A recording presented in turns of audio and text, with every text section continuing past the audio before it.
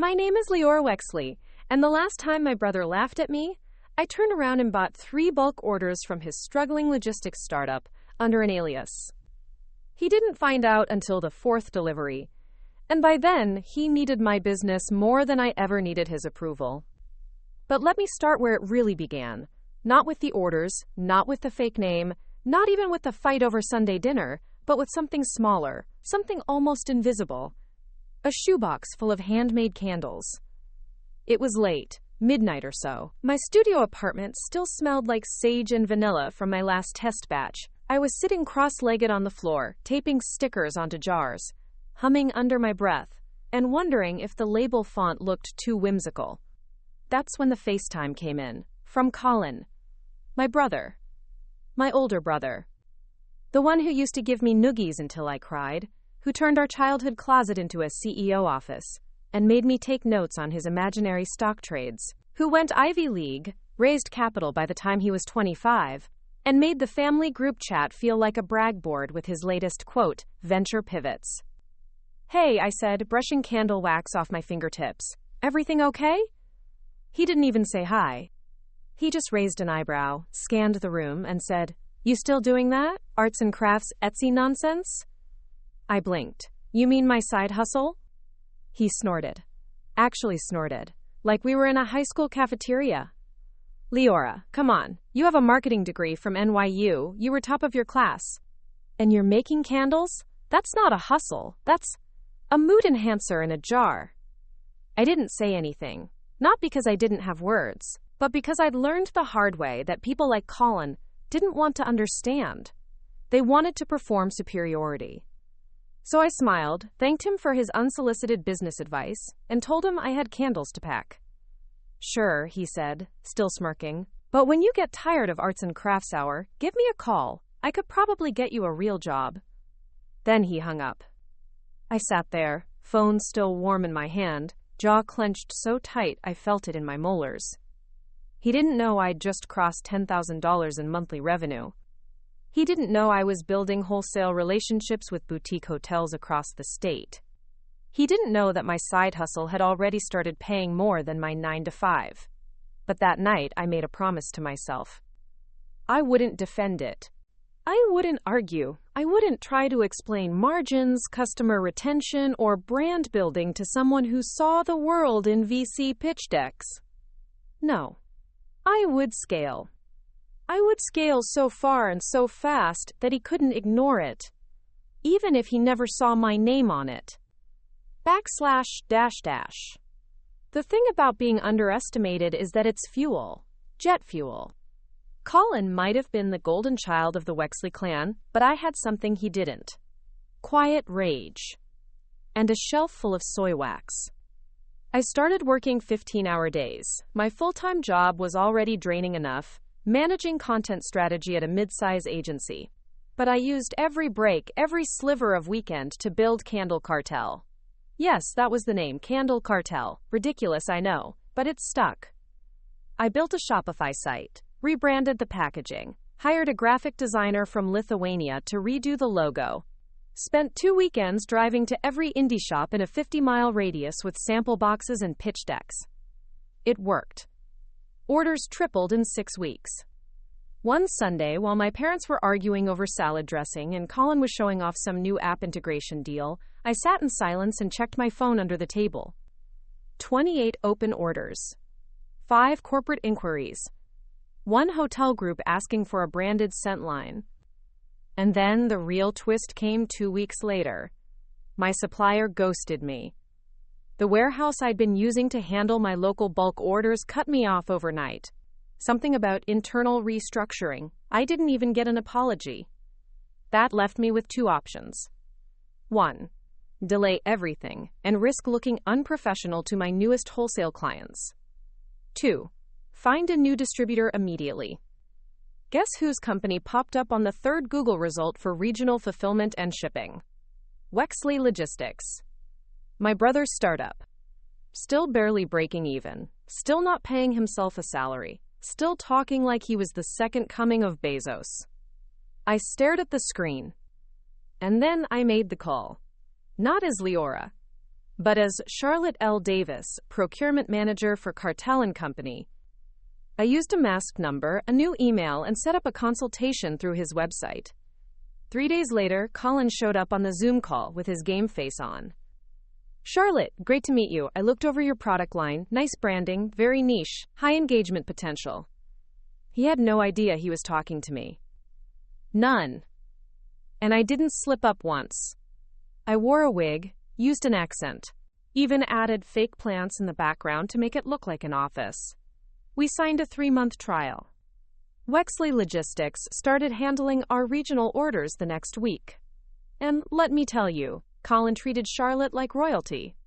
Weekly progress reports. Follow-ups. Discounted rates. Personal calls just to check in. I really think your company could scale aggressively, he told Charlotte once. With the right distribution partner. I nearly laughed. And still, I paid on time. I never bargained, never asked for favors. He needed the work. And I wanted him to succeed. Just not before I showed him exactly who he'd been mocking. //. Then came the 4th order. A 200-unit run for a boutique hotel in Portland. One of the boxes wasn't sealed right. The label inside the candle lid had my full legal name. I didn't notice until the order was already delivered. 2 days later, I got a text. No words. Just a screenshot of my brand's candle, with my name, from inside the hotel suite. And the next text, Charlotte, huh? I stared at the screen for a full minute. Then I typed, Hi, Colin.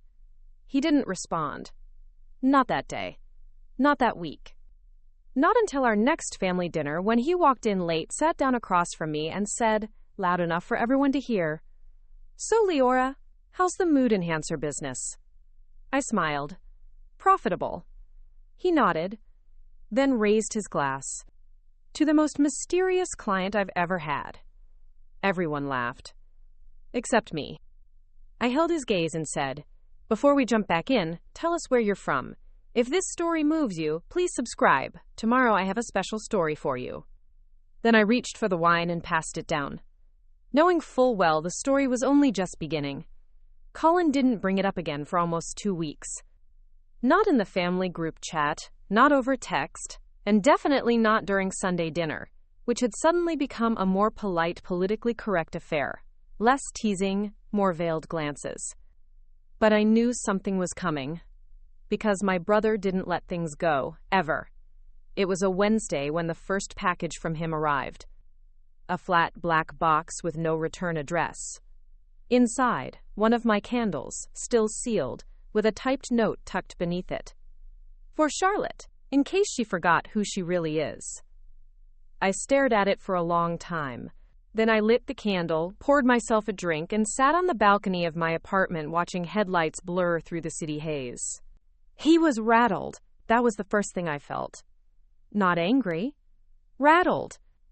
Because for the first time in his carefully orchestrated life, he wasn't the one holding the upper hand. I had infiltrated his business, scaled mine past his in monthly revenue, and managed to do it all while working full-time and staying invisible. The irony? He didn't seem mad that I had tricked him. He seemed hurt. And maybe that's what surprised me the most. Colin and I hadn't been close in years. Not really. We coexisted. Holidays, birthdays, the occasional call when one of our parents landed in urgent care with something minor. But we hadn't shared anything honest since I was 19, and he was too busy becoming an adult to notice I was falling apart. So to see that note, to know he had shipped that candle himself, to realize he had chosen that message and not something snide or gloating, it shifted something. The game had changed. / Business was booming. By the middle of June, Candle Cartel was being featured in 2 niche home decor blogs and had a TikTok video hit 700,000 views overnight. The Scent, Rainstorm over Yorkshire. A moody, fresh blend with a pine and mineral undertone. People ate it up. I barely slept that week. Orders came in like a flood. I had to temporarily pause international shipping. I moved operations from my studio into a leased shared space in Brooklyn, with polished cement floors and an exposed brick wall I used for content shoots. And still, I kept my day job. Because Colin had reminded me what it felt like to be mocked, and I wanted a cushion big enough to never depend on anyone like him again. That's when the email came. From him. No alias, no jokes. Just the subject line. Meeting request. Wexley Logistics plus Candle Cartel. I clicked. It was a real proposal. He wanted to formalize our distribution arrangement. Suggested a site visit. Mentioned some of the growth projections I'd casually included in the anonymous forms under the Charlotte persona. He knew everything now. And still, he wanted to work together. I replied with a single sentence. Happy to meet, but we do things my way.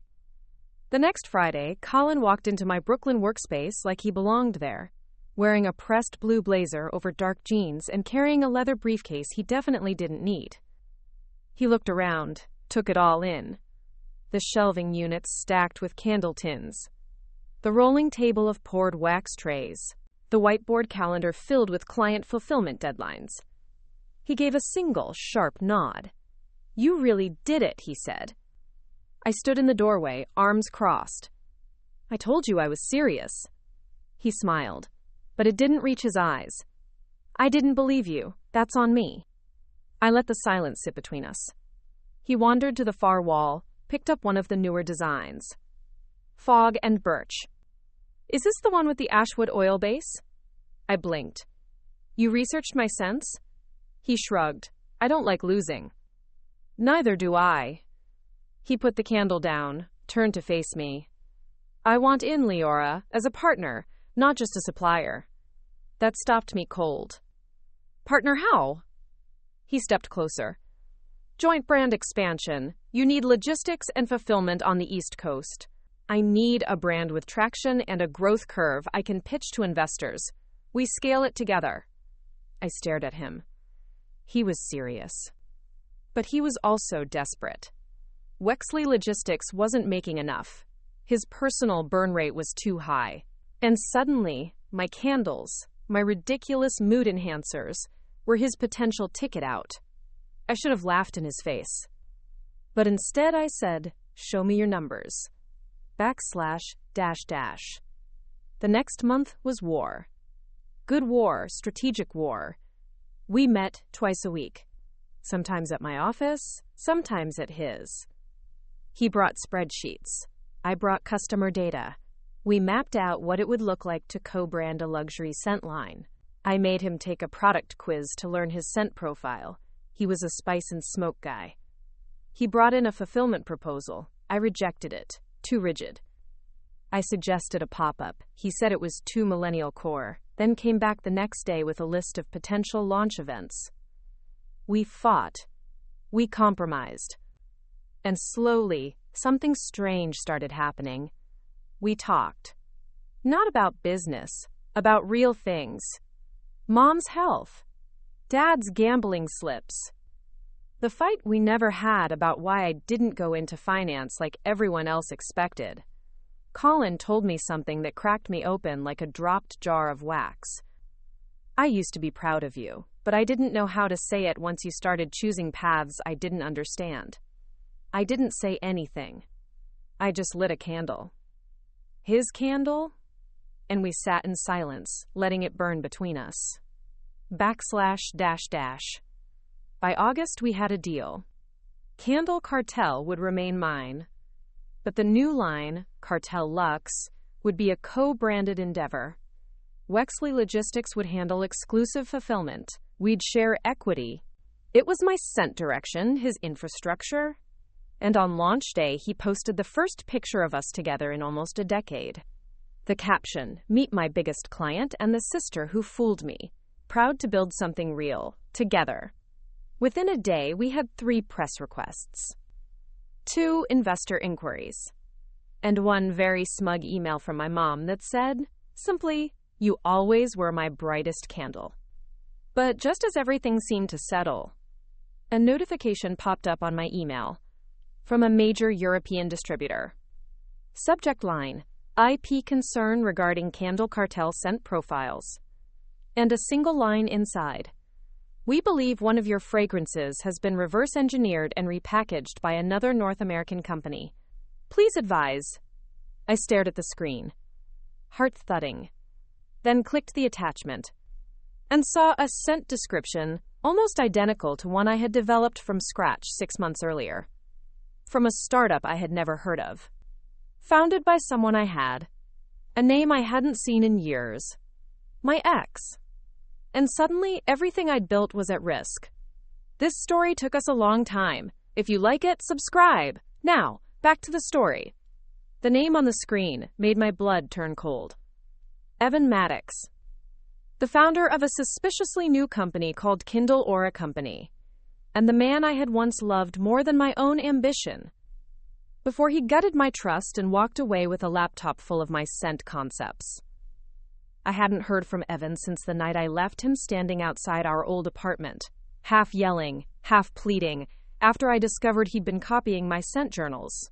Not for fun, not even out of curiosity, but because he thought he could do it better. He'd once said, in a moment he didn't know I overheard, "She has good instincts but no drive. I'll take her ideas and build something serious." He'd taken notes on all my blends, my ratios, my test feedback from pop-up fairs, then ghosted after the confrontation. And now he had a startup being pitched to European distributors, using my scent profile names almost word for word. I sat staring at the PDF from the distributor until my vision blurred. Colin was in the room with me when I opened it. He watched the color drain from my face. He put down the cup of coffee he was holding and leaned forward. "Leora, what is it?" I turned the laptop to face him. He scanned the screen, then went still. Very still. "Is this Evan?" He leaned back, eyes narrowed. "The ex. The one who said you weren't scalable." I gave a tight nod. Colin's voice dropped. "You want to sue? I know a guy. He's brutal." I shook my head. "Not yet. I want to see what he's planning first." // I spent the next 3 nights building a shadow file.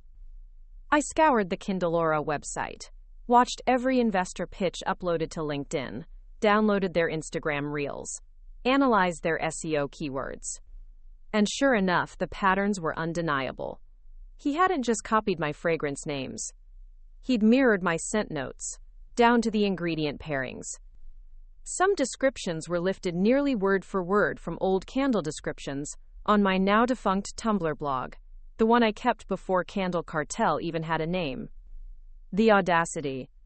Colin set up a meeting with a brand lawyer by the end of the week. But I had another idea. If Evan thought he could outmarket me on my own turf, then he didn't know who he was messing with. Because if Colin was the logistics brain, I was the storyteller, the narrative architect. And I knew how to weaponize authenticity better than anyone. // We launched the Burn Back Better campaign 2 days later. It was a single story. Me. A photo of my old shoebox of candles. A raw caption. When I started Candle Cartel, I was told I wasn't serious enough to build something real, that handmade meant small, that slow meant weak, that a girl with a wick and a dream couldn't scale. They were wrong. This is for every creator who got copied, for every artist who got gaslit, for every woman told her scent was cute, but not competitive. We see you, and we burn louder. It went viral. 70,000 shares in under a week. 4 major creators stitched it with their own stories. And then it happened. Evan posted a response. A smug, passive-aggressive video from what looked like a hotel lobby. We love small creators, but let's not confuse coincidence with theft. There are only so many ways to blend sandalwood and citrus. His smirk was the same one that used to make my skin crawl. But he had just made a fatal mistake. He'd engaged. And the internet didn't like arrogance dressed in corporate smugness. I didn't even have to clap back. My customers did it for me. Comments flooded his page. We know what you did. That scent was on Candle Cartel last year. You don't even know the difference between vetiver and verbena. Sit down. He tried to delete comments. That just made it worse. By the end of the week, 3 boutique stockists pulled out of their Kindleora agreements. And one of them emailed, "Time says," subject line, "room on your waitlist?" I forwarded it to Colin. He sent back a single emoji, the fire symbol, //. But this wasn't over. Because Evan didn't go down quietly. 3 days after the viral wave, my payment processor flagged a suspicious dispute batch. 12 chargebacks. All filed within minutes of each other. All from new customers in cities Kindleora had just launched ads in. The fraud flag was obvious. But it still froze my payout. And worse, it shook my credibility with 2 new distributors we were onboarding. I spent the next 48 hours untangling financial red tape, filing fraud reports, sending emails to Stripe and PayPal, all while managing backlogged orders. Colin stayed in the studio until 2 a.m. helping me label packaging. At one point, I looked up and caught him watching me. "You're better than him," he said. I shrugged. "I just want him out of my space." "He's trying to provoke you. Don't let him pull you off your game." I nodded. But inside, I burned. //. 1 week later, I made the call. Not to Evan. To his biggest supplier. I had done my research. Kindleora was sourcing 80% of its wax from a regional distributor based in the Midwest. A company with a thin margin and a public investor pitch deck that included plans for diversification. I flew out, met the operations director. Brought samples. Brought numbers.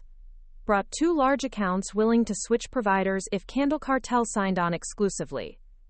By the end of the week, we had a deal. They dropped Kindleora. Evan posted a long, ranting story about jealous competitors and toxic sabotage. But it didn't matter. By the time he'd finished typing, my team had already announced the launch of our new scent series, Stolen Fire. Each scent named after a Greek myth where fire was reclaimed from the gods. Prometheus, Hestia, Hephaestus. And the last one? I named it Maddox. Smelled like smoke, ash, and the bitter end of ego. //. The scent sold out in 24 hours. We donated half the profits to a grant fund for young creators facing IP theft. That night, Colin handed me a glass of wine and said, "Remind me never to cross you." I smiled. But I wasn't done. Not yet. Because there was one final piece to lay on the board.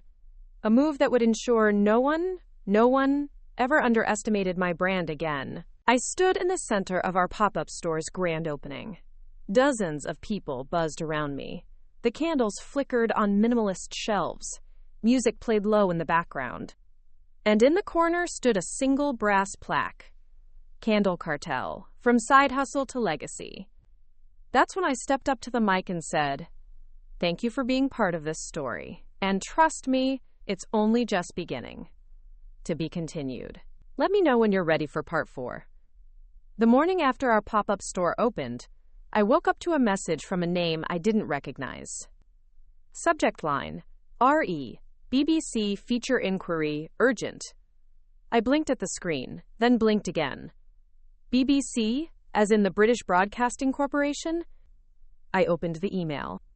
Dear Ms. Wexley, we're producing a special segment on self-made entrepreneurs who transformed pandemic-era side hustles into major brands. One of our editors came across your Burn Back Better campaign and was deeply moved by your story. We'd love to interview you for a piece airing both on our World Service Radio and online. Please advise availability. I read it 3 times, then dropped my phone. The clatter startled Colin, who was drinking coffee on my couch. What now? Another fraudulent chargeback? No. BBC wants to do a story on Candle Cartel. He froze mid-sip. The asterisk BBC? Yep. Are we international now? We're getting there. backslash dash dash. The segment was filmed 3 weeks later. They flew a crew to New York, set up cameras in the studio, did B-roll of the production space, interviewed Colin separately as the logistics partner. But the focus? The real heart of the story? Me. And I didn't sugarcoat anything. I told them about the shoebox, about the candles I made to survive anxiety, about being mocked, about being copied, about fighting back without losing my soul. They edited it beautifully. When it aired, the cartel website crashed. Traffic quadrupled in 24 hours. I got messages from Argentina, from Kenya, from the Philippines, from war zones and student dorms and women in shelters. Your story is mine. I didn't think I had a right to protect my ideas. Thank you. You made me believe I can start over. And somewhere in the middle of all that, something inside me cracked open. Not out of pain. Out of purpose. I realized this was bigger than candles. This was about reclaiming power in small, quiet ways. About building something no one could steal. Backslash dash dash. With Colin's help, I started a mentoring initiative, Cartel Catalyst, a 12-week program for underrepresented creators launching their first product lines. We offered small grants, distribution consulting, even packaging design support. Our first cohort had 15 participants. 3 had fled abusive relationships. 2 were single moms rebuilding from scratch. 1 was a former foster youth launching a skincare brand using native Appalachian herbs.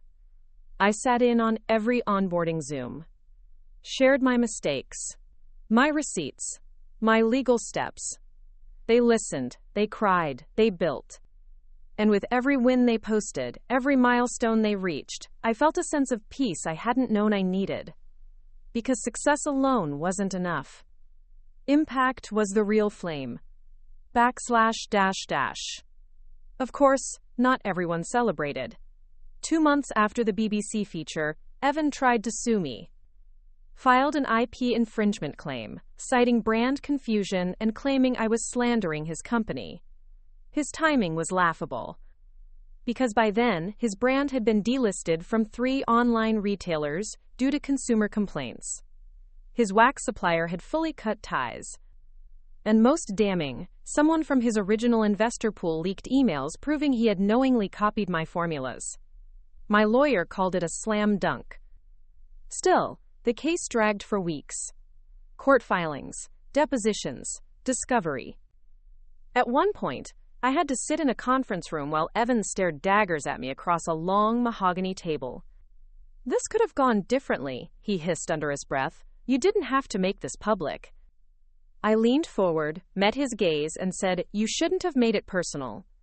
The judge ruled in my favor 2 weeks later. Damages awarded. Injunction granted. Kindlora dissolved 3 months after that. But I didn't gloat. I didn't post. I lit a candle. Maddox. Then donated the settlement funds to the Cartel Catalyst program. Colin said it best. You burned the bridge, then used the ashes to build something better. Backslash dash dash. A year passed. Then another. Candle Cartel grew into a boutique lifestyle brand. We launched room sprays, linen mists, essential oil rollers. Our scent lab team doubled. Our distribution footprint hit 6 countries. Colin and I still argued like siblings. But he stopped calling my work a side hustle. In fact, during a panel at a founders conference in Chicago, I overheard him say, my sister taught me that slow isn't weak, it's intentional. And intention scales. Quote, I almost cried. Almost. Instead, I clinked his glass that night at dinner and said, remember when you offered me a real job? He rolled his eyes. You made my company solvent, Leora. Shut up and drink your wine. We laughed. And somewhere in the middle of that clink, I realized something. He wasn't just proud. He was grateful. And so was I. Because the road that started with a shoebox ended in something unshakable. A business. A movement. A family reclaimed. // I looked out at our new flagship store in Amsterdam, our first European hub. The shelves gleamed with soft light. Customers moved in gentle waves. And at the center was a sign etched in brass. May you always know your worth, even when they don't. Underneath it was a scent profile card. Wexley. A blend of firewood, lavender, sea salt, and the kind of resolve that cannot be taught. I stepped back, smiled, and whispered to myself, this is only just the beginning. 2 more great stories are next. Don't miss them! Subscribe and turn on notifications. The dawn light filtered through the floor-to-ceiling windows of our Amsterdam flagship, casting a golden glow across the polished oak shelves lined with scented treasures. It was a crisp spring morning, tulips blooming outside and the faint hum of trams drifting in from the canal. I could still taste the victory of our European launch, but beneath it, a new pulse of excitement and tension was building. Colin was already at his desk, eyes locked on a dashboard filled with logistics metrics. Morning, Leora, he said without looking up. We've got the first shipment for the UK arriving next hour. Customs clearance is, well, a mess. I leaned against the doorway, latte in hand. I'll handle PR. I'm doing an interview with Dutch Vogue tonight. They want a trend piece on sustainable luxury. He glanced over, a tight smile on his lips. Great. Meanwhile, I'm juggling DHL's new tariff codes and an unexpected VAT audit. My stomach sank. Last week, an unexpected audit in Germany had flagged discrepancies in declared shipment values. It was a bureaucratic nightmare and a threat to our hard-won momentum. I drained my latte and walked over. Show me! He swiveled his chair and clicked through the spreadsheet.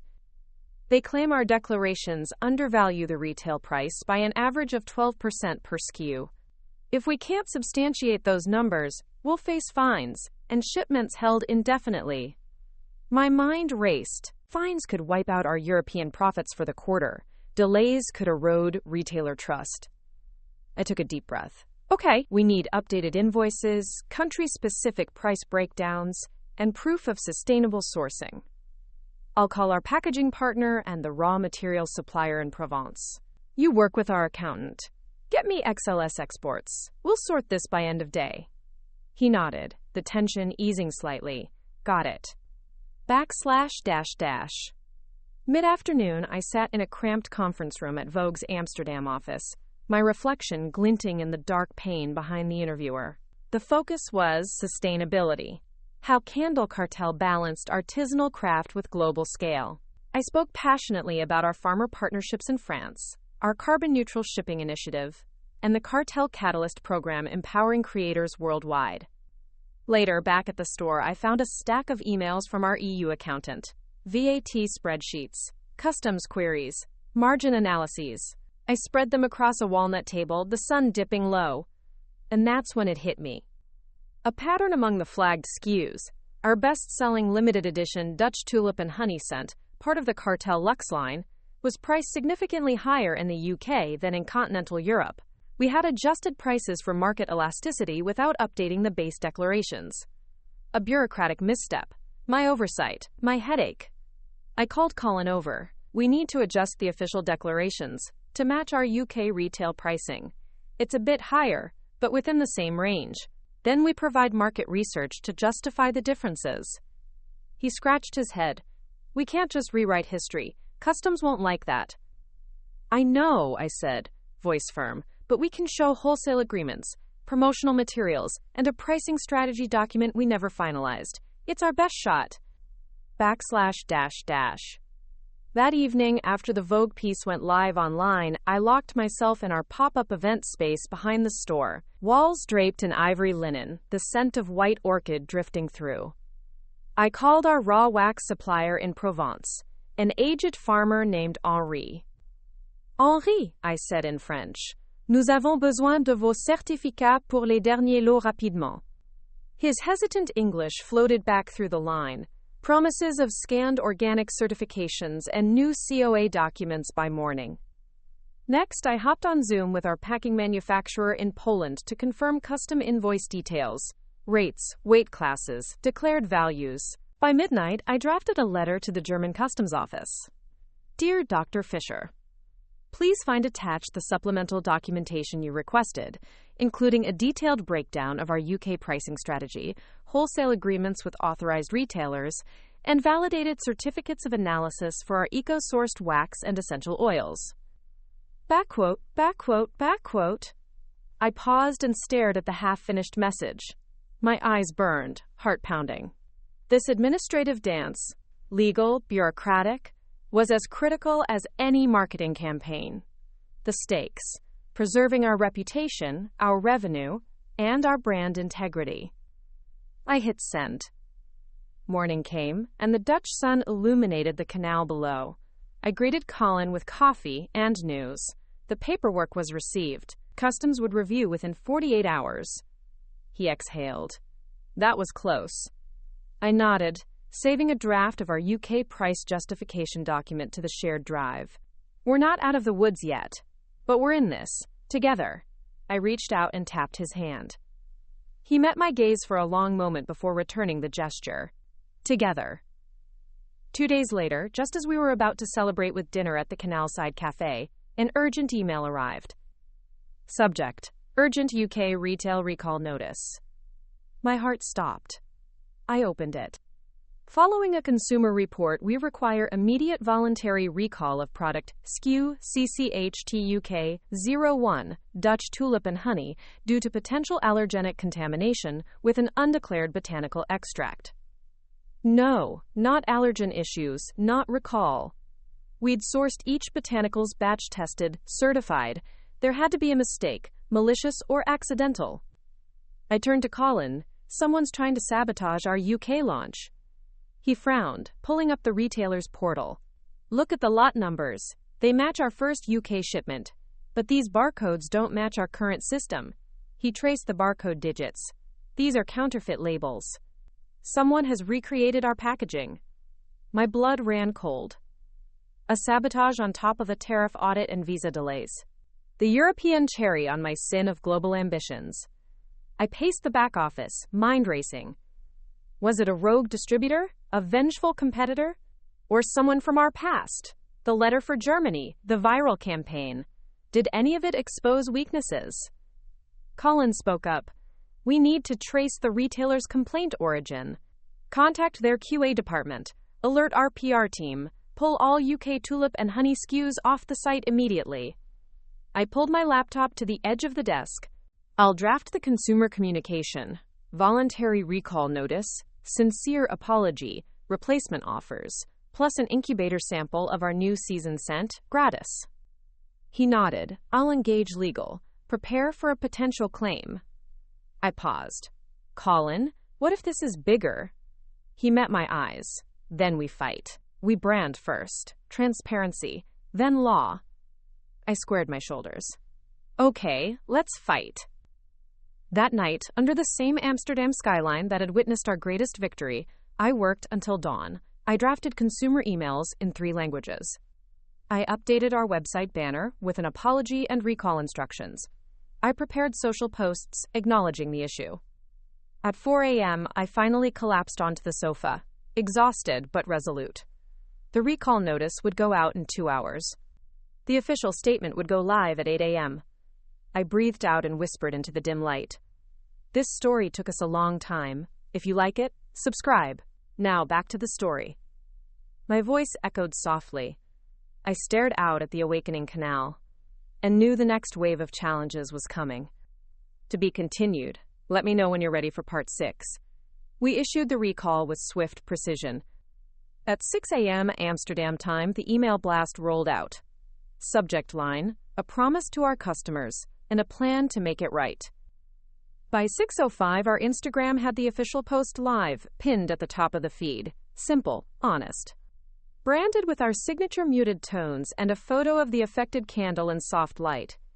Colin reviewed the back-end reports from UK fulfillment centers. 16 units flagged, 9 confirmed counterfeit, the rest still pending consumer returns.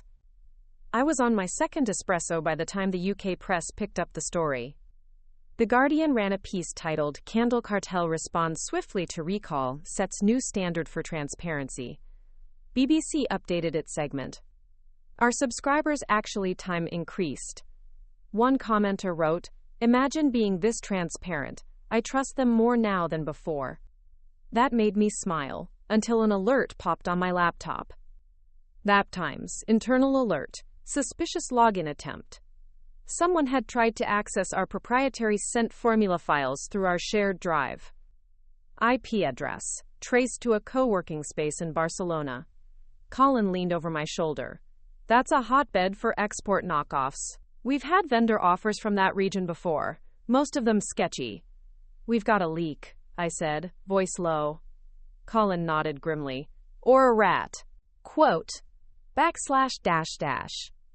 By noon, we assembled a small war room, just me, Colin, our CTO Mia, and Juno, our new director of international brand security. Yes, that's a thing now. Juno tapped her screen, bringing up a heat map of login attempts and file access metadata. This wasn't a brute force hack. Someone used valid credentials, possibly an internal login that got cloned, or someone shared a drive folder unknowingly. Could it be a former contractor? I asked. We've onboarded so many freelancers across Europe for the new lines. Mia nodded. I'll check file access history and version logs. If someone downloaded a full batch sent brief, we'll know. Colin crossed his arms.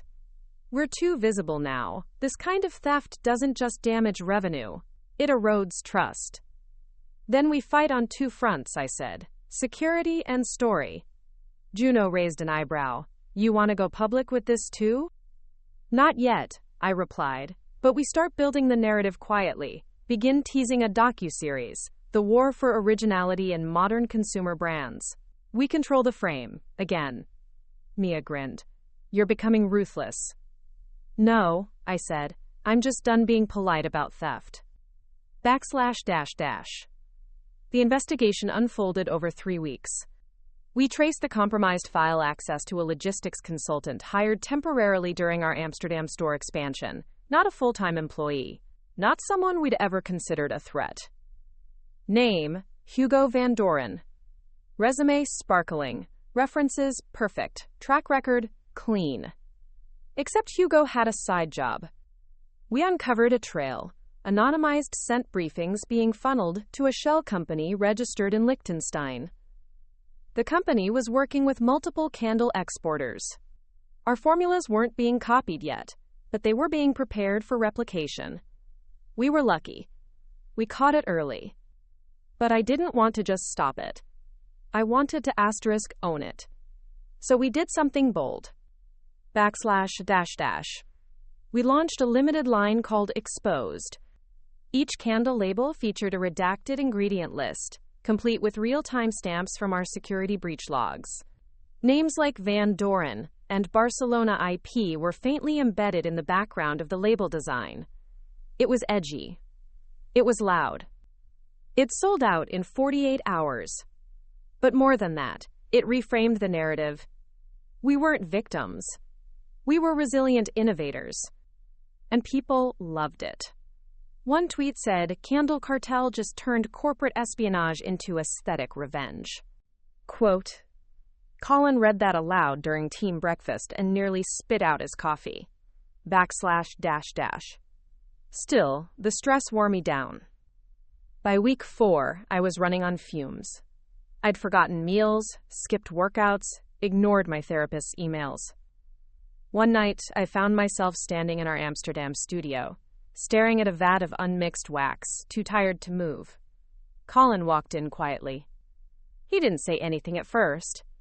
Just picked up a jar, opened it, held it out. Lavender, sage, cedar. Our original blend. The very first candle we ever made. Take a breath, Leora, he said. I did. The scent hit me like a wave of memory. My old apartment. The shoebox. Late nights labeling jars alone.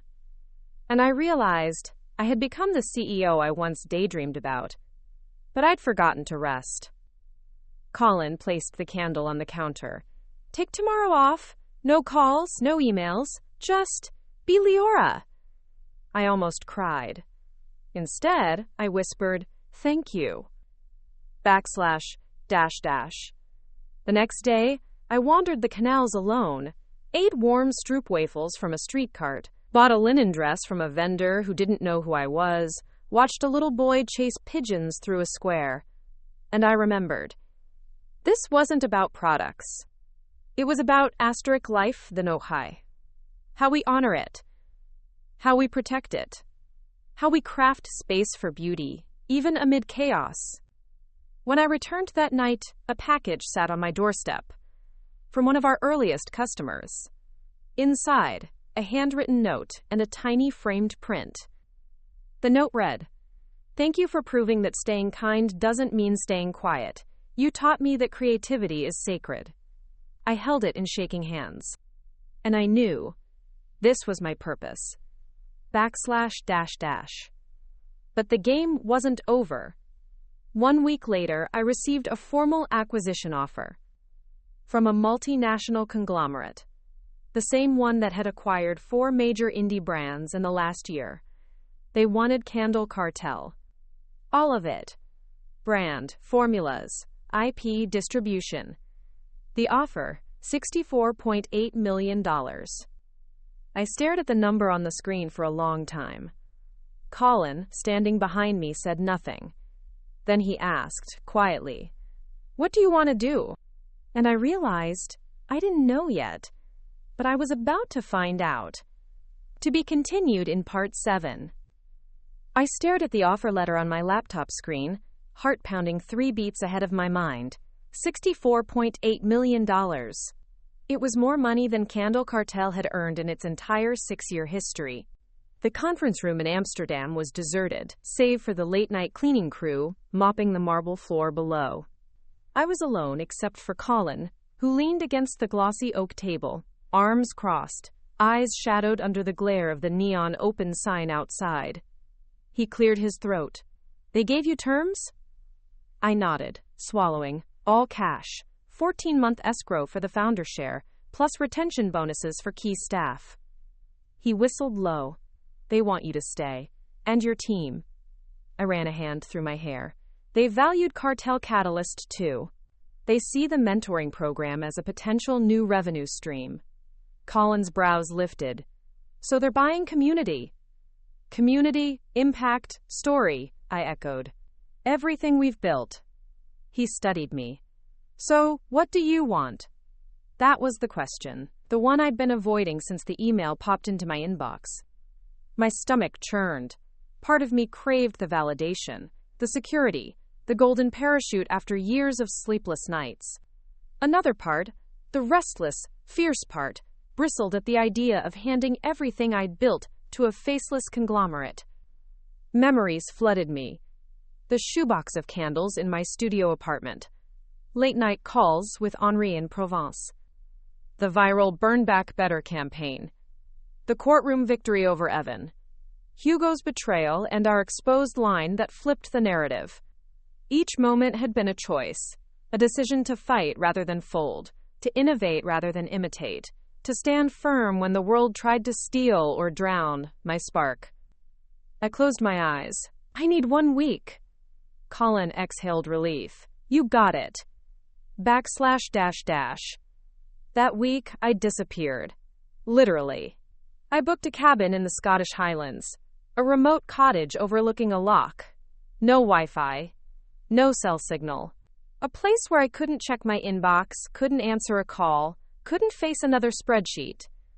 I arrived at dusk. A winding road through heather and stone walls led me to a door with rust-stained hinges.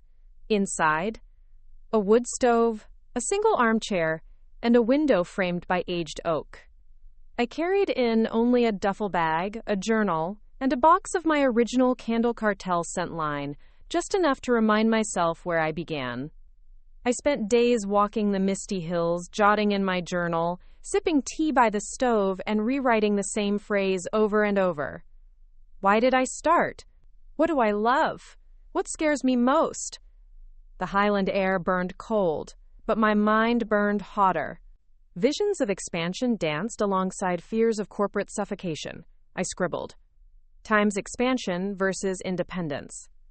Times legacy versus payday. Asterisk community versus corporation. On the fourth night, rain pounded the windows. I found myself crafting a new scent concept in my head. Peat and brine, heather and smoke, Highland resolve. A tribute to this very moment of reckoning.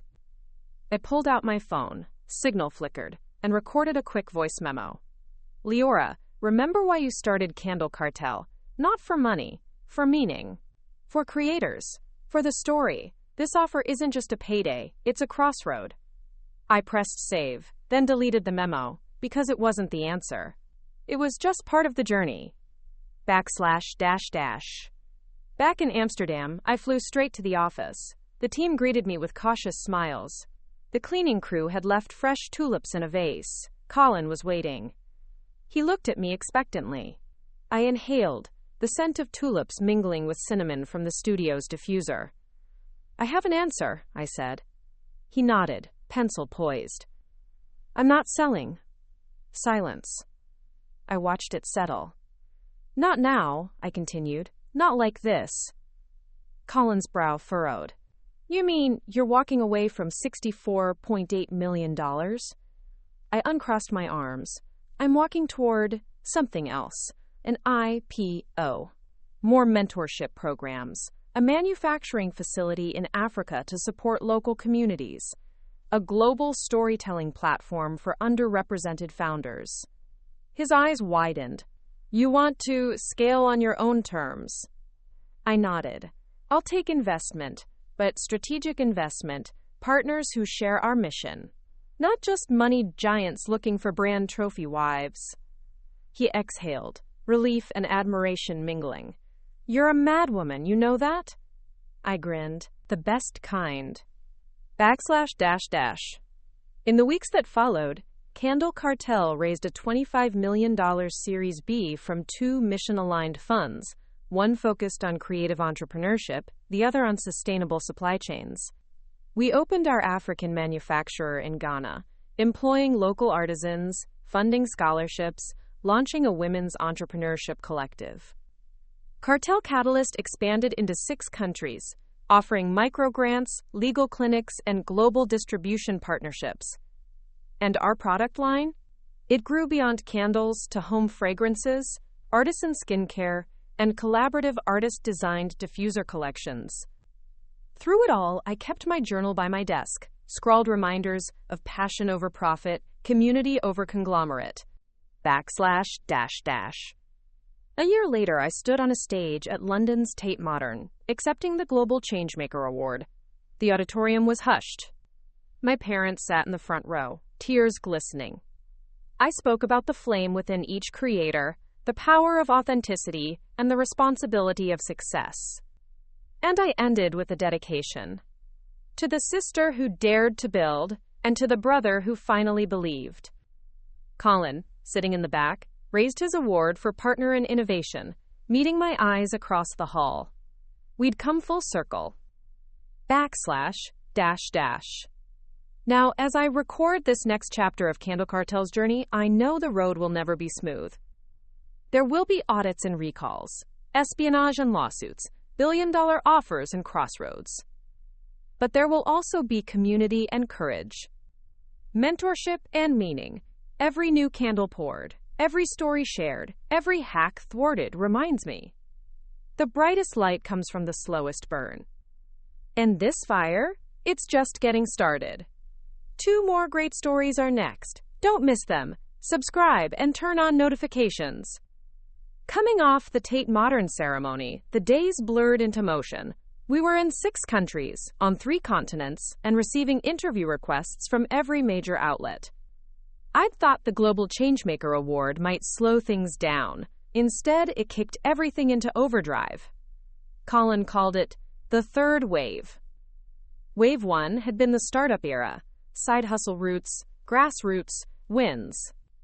Wave 2 was survival and retaliation, the lawsuits, the sabotage, the fight for IP integrity. Wave 3, he said, was legacy. And legacy didn't just mean building, it meant stewardship. // We launched a new product line that quarter, Steward.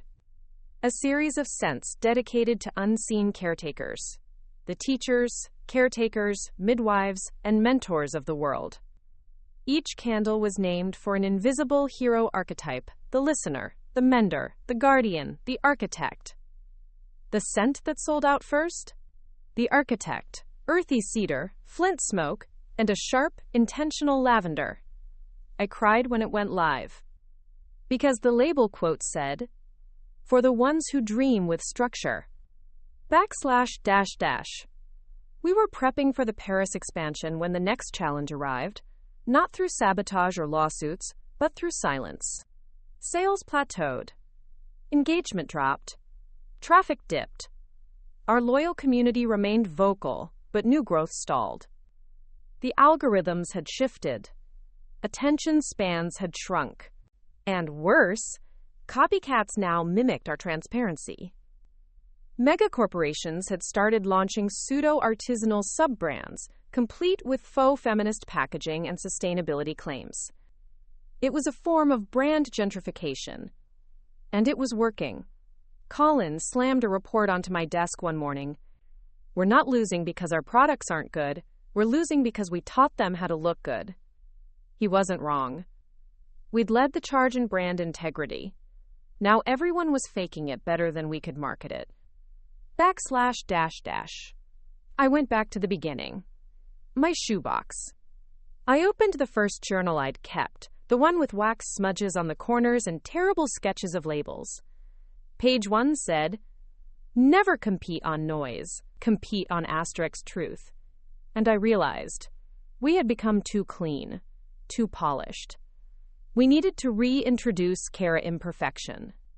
// We launched a 48-hour challenge called Back to the Flame.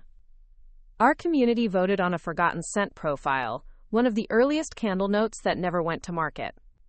Then I went type live, raw and unedited, in our Amsterdam studio and poured the scent myself. We streamed the process. Unscripted. Labels were handwritten. Every candle was numbered and flawed. "This is the mess of creation," I said on the stream. "This is what it takes to make beauty in real time." We sold out in 11 minutes. The internet roared. The story wasn't luxury brand releases new line. It was, founder makes a mess, internet can't get enough. It worked because it was real. Again, // That campaign saved us from flattening out. And more than that, it gave us a new rule. Stores raw always wins. Not fake chaos, but real, courageous vulnerability. So we leaned in. We posted more behind-the-scenes mistakes, failed batches, scent tests gone wrong, our early packaging that looked like a haunted apothecary label. The audience grew. So did the sales. // That year, we expanded into South America. But not just as retailers. We formed a partnership with a collective of indigenous artisans in Peru to develop native floral profiles. We didn't just pay them. We co-owned the line. Flor de Dignidad, it was called. The signature scent, Pachamama's Ember, became our fastest-selling Latin American product ever. At a launch panel in Lima, a Peruvian elder turned to me after the cameras stopped rolling and said, "You gave us your platform, not your voice. That's the difference." I've never forgotten that. // Meanwhile, Cartel Catalyst crossed 1,000 funded creators. A Kenyan hair care founder we funded went viral. A Canadian ceramicist landed a global licensing deal.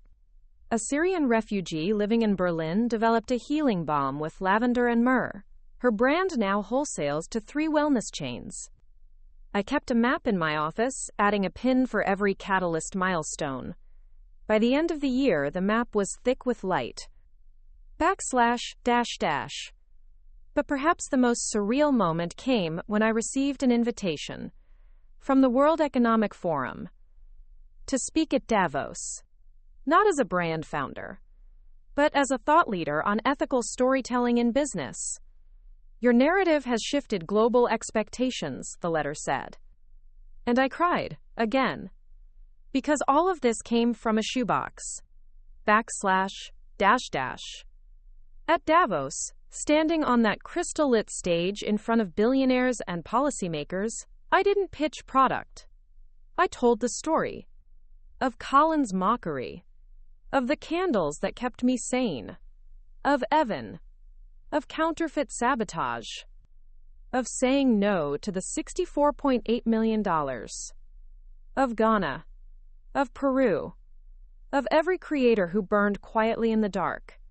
And when I finished, I said, brand is not a name, it's not a logo, it's the echo of every decision you've made. Make your echo count. The room rose. And I knew we had entered a fourth wave. Not just legacy, but Sumption movement, to be continued in Part 9. The IPO roadshow was unlike anything I'd ever prepared for.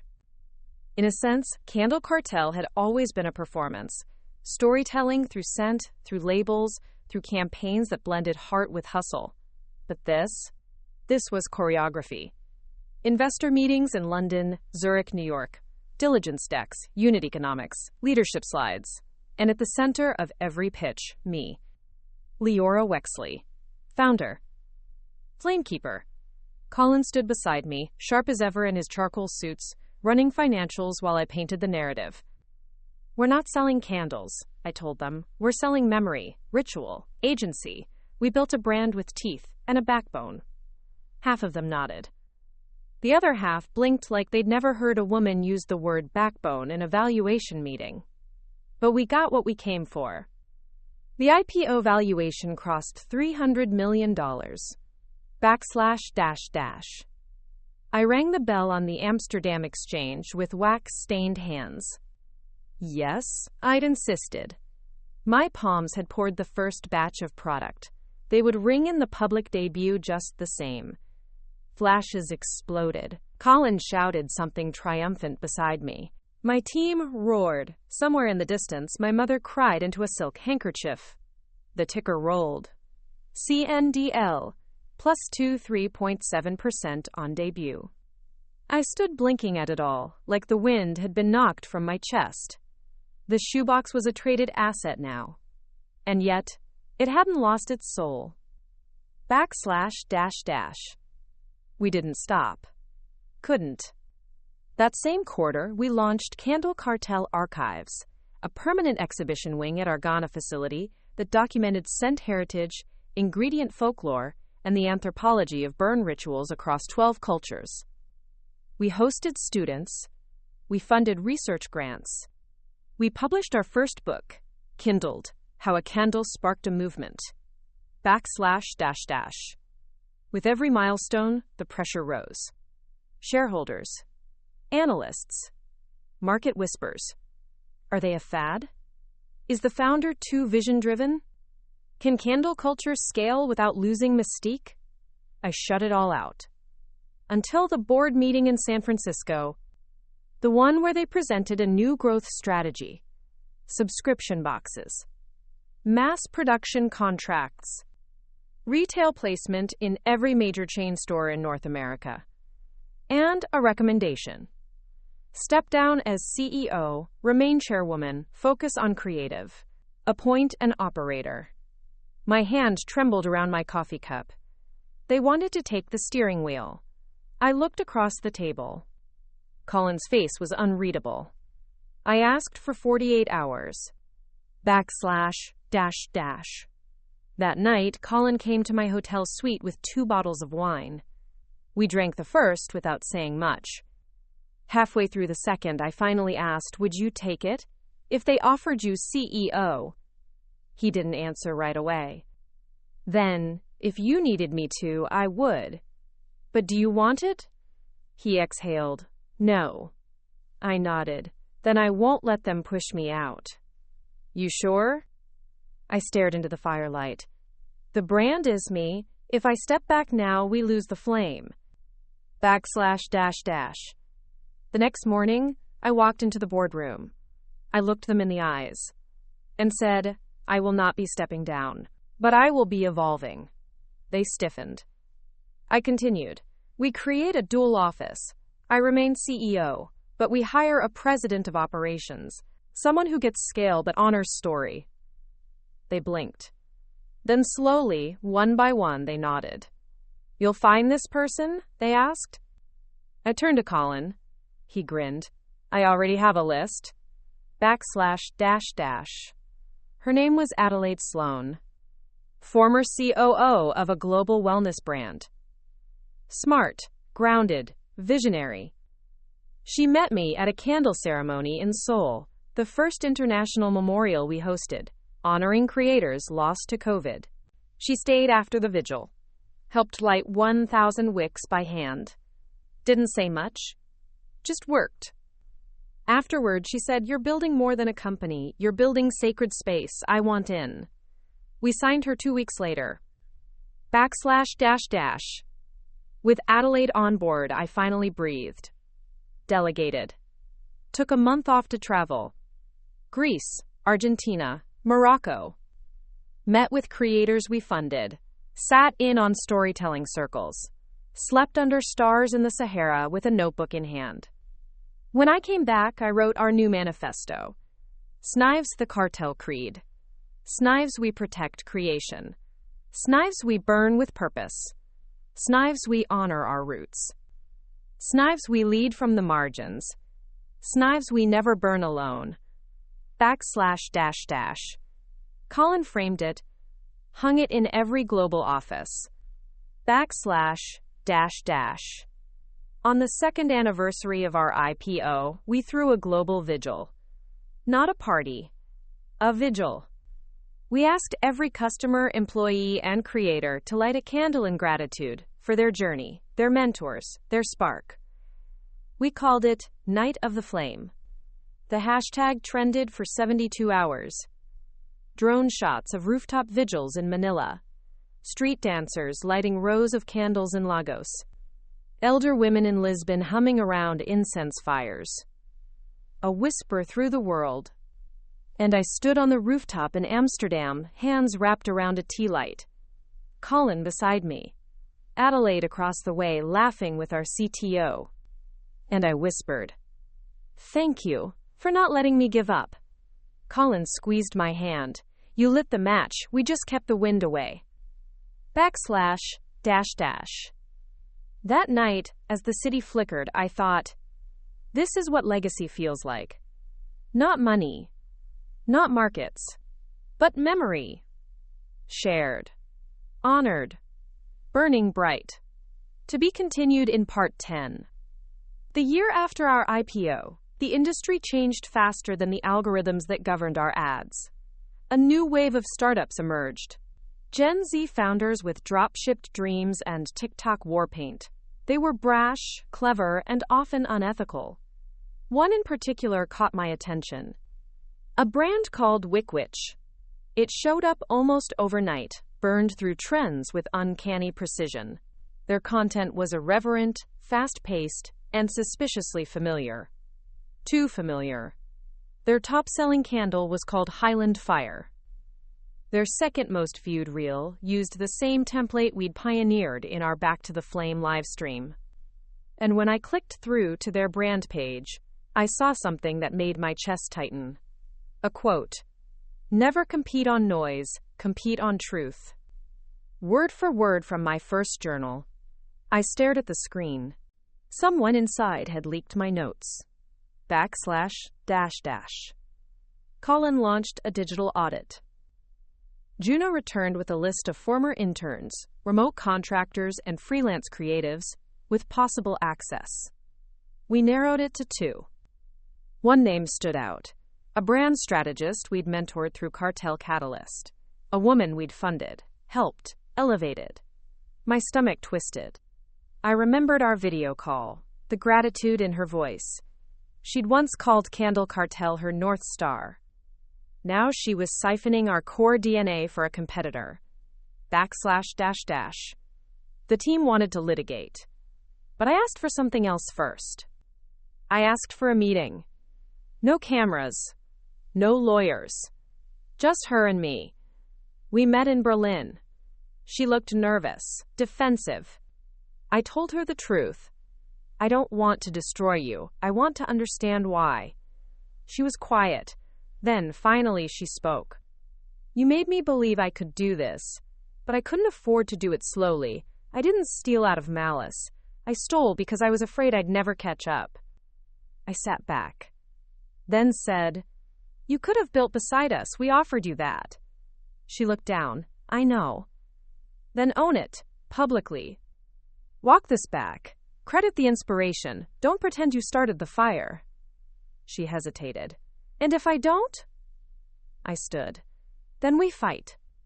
And we never lose a fight twice. //. 2 weeks later, she issued a public statement. Credited Candle Cartel. Shut down Wickwitch. We absorbed her IP, rebranded her core sense under our Catalyst Creators label. Full transparency. Her audience stayed. Her story became one of accountability.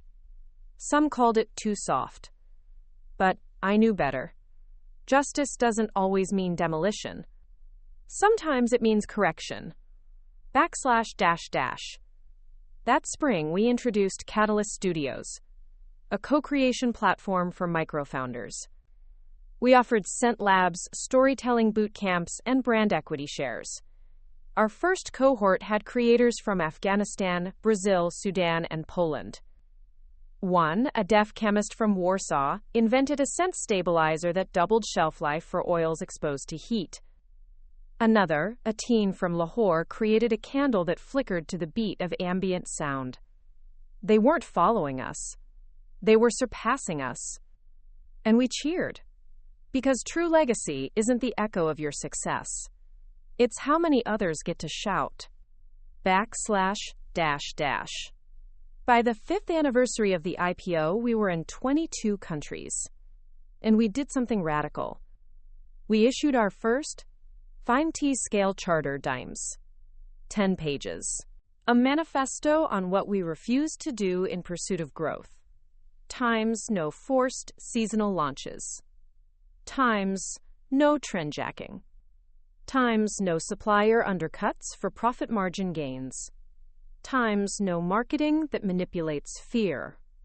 The press called us naive. Our audience called us holy. Revenue didn't dip. It doubled. //. Colin came to me one night, holding a folder. I think it's time, he said. For what? He smiled. For you to write the next book. //. I resisted, at first. Then I gave in. And in the dark, before dawn, I wrote. Flamekeeper. How to build without burning out. It wasn't about strategy. It was about grief. About sabotage. About imposter syndrome. About how we build beautiful things, even when the world doesn't want us to. It debuted at number 3. Then climbed to number 1. And stayed there for 6 weeks. Not because of me. Because the world was ready to build again, differently. //. On a quiet evening in Accra, standing outside our Ghana facility, I watched a young woman light a candle from our original collection. What does this scent mean to you? I asked. She inhaled. Smiled. It smells like a beginning. //. And that was the moment I knew. We weren't done. We were still on the first page. To be continued in Part 11. Candle Cartel's 6th anniversary began not with champagne, but with silence. A moment of stillness. A worldwide request. No posts, no campaigns, no product drops. Just a single message emailed to every subscriber. Today we remember why we started. Instead of a launch, we hosted a collective moment, what we called the Hour of Flame. At 8 p.m. local time, wherever you were in the world, we asked you to light something. A candle. A memory. A prayer. We partnered with therapists, grief counselors, frontline workers, community organizers. Because we'd grown from product to platform, from ritual to rite, from smell to story. // But behind the scenes, the pressure mounted. A major investor group had just published a demand letter. They wanted higher margins, tighter cost control, more aggressive retail placement, less equity to Catalyst Labs. In short, they wanted control. This is the cost of going public, Colin warned me late one night. I sat in our Amsterdam studio, surrounded by new scent prototypes, the overhead light casting long shadows. I lit one, breathed deep. I was tired, but I wasn't surrendering. Not now, not ever. // That's when I had the idea. The thing that would change everything again. Decentralization. Not of product, of power. We built cartel circles, community-owned scent collectives. Any Catalyst creator could apply. We gave them the framework, sourcing guidelines, storytelling templates, packaging formats. They created their own microlines. We sold them. And we gave them 70% of the revenue. It was radical. Some investors balked. But our people, our customers, they rallied. They bought every cent. Circles popped up in Cape Town, Montreal, Seoul, Dublin. And something beautiful happened. Candle Cartel no longer belonged to me alone. It belonged to everyone who had ever been told their fire was too small. // One circle in New Orleans created a candle called Grandmother's Porch. It smelled like lemon balm, tobacco, jasmine, and old pine. The scent went viral. People cried in the comments. One woman wrote, "I lit this and remembered the lullaby I hadn't sung in 30 years." Another, "My mother died before my wedding. I lit this and finally felt her hand again." A retailer tried to knock it off. We sent a cease and desist, and then doubled down on something else. Memory equity. Every scent would now come with a space for you to write your own memory. We weren't just selling candles. We were giving people their stories back. // That winter I gave my first TED Talk. Burn slow, burn bright. I spoke about Colin. About my brother laughing through the screen while I packed candles on my floor. About how I didn't fight him. I just outgrew the box he tried to keep me in. He watched from the front row, eyes wet. I ended with this. You don't need everyone to believe in your flame. You just need to keep it lit long enough to light someone else's. The crowd rose. Not because of me. Because it was their story too. // Colin came up after. We hugged. Then he whispered, "They offered again. A new number, 8 digits. I looked at him. "And what did you say?" He grinned. "That the flame is not for sale." // Back in Amsterdam, I returned to my roots. One night, alone in the studio, I pulled out a battered notebook. The original journal. I flipped to the last page. Blank. I picked up a pen and wrote, "To build is to remember. To scale is to honor. To lead is to protect. To win is to stay kind. To stay kind is to survive the fire. Let it burn. Let it light the way. Let it last." Then I sealed the journal in a box, labeled it, "For the next founder who needs this," and mailed it to Catalyst HQ. To be continued in Part 12. The fire didn't slow down. Not after the award. Not after the Series B. Not even after we turned down the second 8-figure offer, this time from a luxury conglomerate known for swallowing heritage brands and bleeding them dry. Because something else had ignited. A movement. A blueprint. And the world had started to pay attention. // We introduced a revolutionary initiative called Scent Justice. It wasn't about fragrance. It was about cultural equity. We partnered with marginalized communities to protect traditional scent formulations and botanical pairings from exploitation. Instead of extracting their secrets and stamping our name on it, we built revenue-sharing agreements. In legal terms, we called it cultural IP stewardship. In emotional terms, it was the opposite of colonialism. The international press ran with it. The first ethical model of scent commerce. A founder who rewrites the rules instead of winning within them. The Guardian called it reparative retail. Colin called it the best idea you've ever had. I called it the bare minimum. // Meanwhile, Cartel Catalyst crossed 2,000 creators. So we went bigger. We launched Flame, a digital learning portal for global creatives. Free to access. Full of curriculum, mentorship videos, licensing contracts, and startup toolkits. It was beautiful, interactive, personal. We hired artists from every continent to design the modules. Colin cried when we demoed it to the board. I just wish someone had built this when we were 20, he said. I smiled. We built it now. That's enough. // Somewhere between all that, something quieter happened. Colin met someone. Her name was Gianna. She ran a literacy foundation in Bologna. He met her at a storytelling summit in Florence where I'd been invited to keynote. I'd watched him disappear into a quiet corner with her after my talk, his posture softer than I'd ever seen. 3 months later, they were engaged. And at their wedding, under a vine-draped pergola in a Tuscan courtyard, I gave my toast.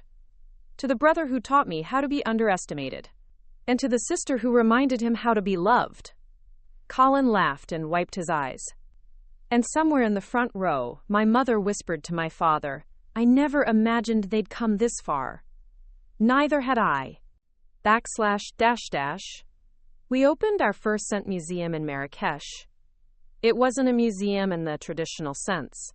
It was an archive of scent folklore, family recipes, community rituals. Women from the Atlas Mountains shared clippings of old sachets passed down generations. We digitized everything and made the archive open source. Knowledge must return to those who carried it the longest, I said during the opening. The Moroccan Minister of Culture cried. // By then, Candle Cartel was a household name. And still, I stayed behind the scenes. No founder ego. No face on the box. But at one point, someone asked me during a panel, why don't you front the brand more? You're its soul. I paused. Then said, because souls aren't supposed to be on billboards. They're supposed to be sounds time the thing. That answer went viral. So we put it on a candle box anyway. // One day we received a letter from the UN. They wanted to honor Candle Cartel at the Global Equity Forum. Not as a brand, as a time model. Colin turned to me, letter in hand, and said, you ready to write the playbook? And I said, let's make it a love letter. // So we did. We published a global guide to ethical commerce. Stories, policies, revenue-sharing models. We translated it into 26 languages. Made it free. Printed it on hemp blend paper. The title? Build like you want to stay. And the foreword read, to every founder who ever questioned if their fire was enough, this is for you. // Then came the night I walked into our Brooklyn flagship and saw it. A young girl, maybe 12, sitting at the reading table in the back. She was flipping through Clint Eastwood Kindled, her lips moving along with the words. She looked up, caught me watching, smiled, then whispered, I want to make my own too. And just like that, I knew. The next torch had already been passed. To be continued in part 13. 10 years after I first poured wax into a chipped ceramic bowl in my Brooklyn apartment, I stood before a crowd of thousands in Johannesburg. The air was heavy with humidity and hope. the Cartel Catalyst Summit had grown into a continent-wide gathering. This year, our focus was ownership and inheritance. I looked across the crowd, founders in every shade and shape, some barely 18, some in their 60s, some holding babies, some carrying burn scars from industries that had used and discarded them. And I said, the next era isn't just about founders. It's about asterisk firekeepers. Asterisk people who don't just build but pass the torch. People who refuse to gatekeep warmth. The ovation went on for 2 minutes. And still, I knew I wasn't the story anymore. I was just the page they started from. //. The next month, we made the final structural shift I had been working toward for years. We converted Candle Cartel into a public benefit corporation, formally embedding social mission into its DNA. And then, I did what no one expected. I announced my resignation as CEO. Gasps, articles, frantic calls. But I had planned it all. Because Candle Cartel didn't need Naizmi the Sam at the helm anymore. It needed a new voice. I stayed on as chairwoman. Adelaide became CEO. Colin, who had by then moved to Bologna with Gianna, stepped into a board advisor role. I sent the team one final internal memo before stepping back. The fire was never mine, it was ours. Keep it burning, keep it clean, keep it kind, asterisk. //. And for the first time in a decade, I rested. I didn't vanish. But I slowed. I taught. Mentored. Started a tiny studio in the French countryside, where I consulted legacy brands terrified of becoming irrelevant. And wrote. My second book, Let It Glow, The Gentle Art of Lasting, debuted softly. Just like I wanted. //. One morning, years later, I got a package. From a 22-year-old founder in Bogota. Inside, a candle. A handwritten letter. A scan of the journal page I had mailed to Catalyst HQ, the final entry. She'd been given it on her first day at the Scent Collab in Colombia. The note read, Your words saved me. I nearly gave up before I began. But then I found your fire on a shelf, and I borrowed its light. Thank you. I'm not afraid anymore. I sat with the candle for a long time. Then I lit it. And whispered, Good, don't be. //. On the 20th anniversary of Candle Cartel, the brand was in over 50 countries. The Catalyst Network had seeded more than 10,000 founders. The archive had documented 91 endangered scent traditions. And I was standing in Brooklyn. At the original apartment, where it all began. Now a community storytelling space. The current program director handed me the keys, not to keep, but to place in a museum exhibit about modern fire starters. Before I left, I slipped one more candle onto the windowsill. It had no label. Just a hand-poured vessel. One wick. And a tiny note tied around its base. For the next her, who gets laughed at. Quote, //.